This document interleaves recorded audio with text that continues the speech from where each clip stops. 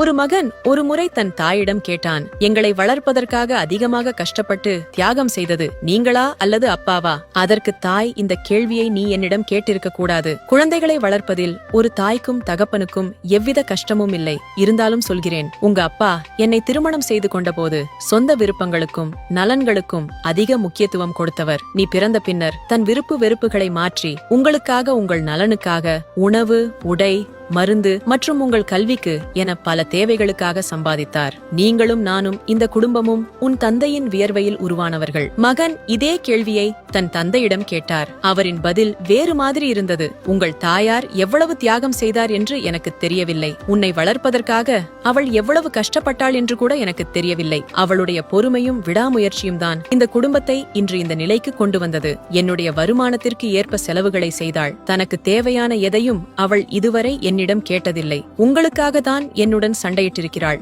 அவளது தியாகத்தை விட நான் ஒன்றும் பெரிதாக செய்யவில்லை என்றார். மகன் தனது சகோதரர்களிடம் சொன்னான், நம்மை விட இந்த உலகில் அதிர்ஷ்டசாலிகள் யாரும் இருக்க முடியாது. தந்தையின் தியாகத்தை புரிந்து கொள்ளும் தாயும், தாயின் தியாகத்தை புரிந்து கொள்ளும் தந்தையும் இருக்கும் ஒவ்வொரு குடும்பமும் சொர்க்கம்தான். பெற்றோர்கள் இருவர் அல்ல, ஒரு கிரீடத்தில் இருக்கும் 2 வைரக்கற்கள். அவர்களை நம்முடனேயே வைத்து அவர்களது ஆயுட்காலம் முழுவதும்